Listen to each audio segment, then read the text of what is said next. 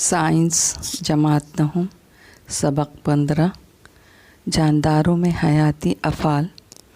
انسان میں اخراج کا عمل، ایکسکریشن ان ہیومن بینگس۔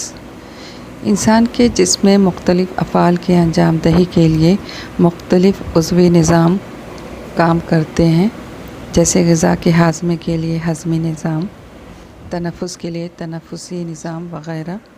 ہمارے جسم میں غذا کے ہاضمے سے توانائی پیدا کرنے کا کام کرتا ہے۔ اس دوران جسم میں مختلف بیکار مادے تیار ہوتے ہیں۔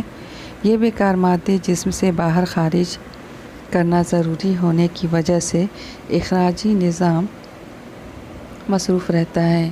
یہ انسانی اخراجی نظام ہے۔ ویڈیو میں دیکھیے، یہ جو ہے گردوں کی جوڑی ہے، یہاں پر یہ حالب کی جوڑی ہے، اور شکل میں اس حصے کو بولتے ہیں مثانہ، اور دیکھ رہے ہیں یہاں پر یہ پیشاب کی نالی ہے۔ گردے کے ذریعے خون کے گندے یعنی فاسد مادے اور زائد بیکار مادے پیشاب کی شکل میں الگ ہوتے ہیں۔ ہمارے جسم کے کس حصے میں گردے پائے جاتے ہیں؟ آئیے اس کو دیکھتے ہیں۔ جسم میں پیٹ کی پچھلی جانب پیٹھ کے یہ منکے دکھائی دے رہے ہیں۔ ان منکوں کے دونوں جانب ایک سیم کی بیج کی شکل کے 2 گردے ہوتے ہیں۔ گردے میں چھاننے کا فعل انجام دینے والے حصے کو نیفران کہتے ہیں۔ یہ نیفران کی شکل ہے، اور ہر نیفران میں کپ کی شکل کا پتلی دیوار والا اوپر کا حصہ ہوتا ہے، اسے بومنز کیسا کہتے ہیں۔ اس میں خون کی شوریات کے جال کو گلومیرولس کہتے ہیں۔ یہ گلومیرولس ہے۔ جگر میں تیار شدہ یوریا خون میں آتا ہے۔ جب یوریا والا خون گلومیرولس میں آتا ہے، اس وقت اس میں خون کے شوریات میں یہ خون چھنتا ہے، اور یوریا اور اسی طرح کے دوسرے مادے علیحدہ کیے جاتے ہیں۔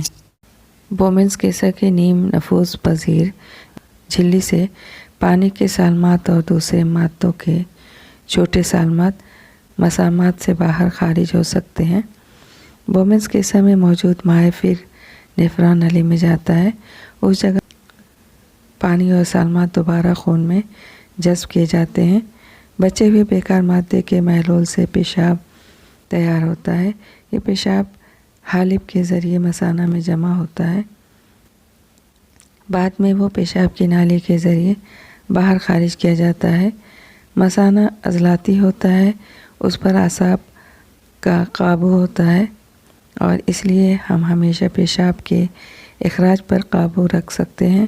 انسان میں گردہ اخراج کا اہم عضو ہونے کے باوجود جلد اور پھیپھڑے بھی اخراجی عمل میں مدد دیتے ہیں۔ سیدھا گردہ بائیں گردے کی بنسبت کسی قدر نیچے ہوتا ہے۔ ہر گردے میں تقریباً 10 لاکھ نیفران ہوتے ہیں۔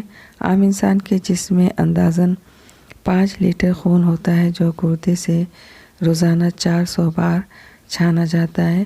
گردے روزانہ عام طور پر 190 لیٹر خون چھانتے ہیں، جس کے ذریعے 1 سے 1.9 لیٹر پیشاب تیار ہوتا ہے۔ بچا ہوا مائع دوبارہ جذب کیا جاتا ہے۔ خون کا ڈائلیسس یا خون پاشیدگی۔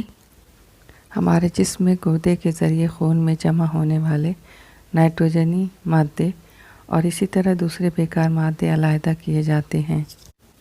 طبیعت کی ناسازی، انفیکشن یا کم مقدار میں خون مہیا ہو تو گردوں کے افعال کے انجام دہی کی صلاحیت میں کمی واقع ہوتی ہے، جس کی وجہ سے زہریلے مادوں کا جسم میں زیادہ مقدار میں ذخیرہ ہوتا جاتا ہے۔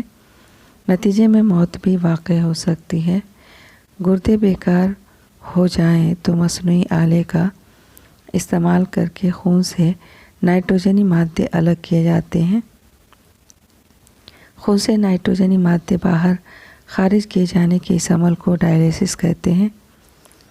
یہ ڈائلیسس مشین ہے، اس کے ذریعے مریض کے خون کو صاف کیا جاتا ہے۔ مریض کے خون کو ڈائلائزر کے ذریعے پمپ کیا جاتا ہے۔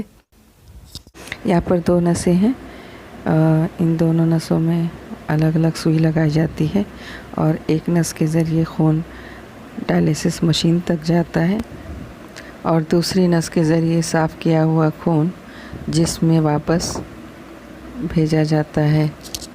دونوں کی نسیں ایک ٹیوب سے جڑی ہوتی ہیں جو جسم کے باہر لگی ہوئی ڈائلیسس مشین تک جاتی ہیں۔ اس میں خون صاف کیا جاتا ہے اور بیکار مادے کو باہر نکال دیتا ہے۔ صاف کیا گیا خون دوبارہ جسم میں داخل ہوتا ہے۔ ایک وقت میں 500 ملی لیٹر خون ترسیل کیا جاتا ہے۔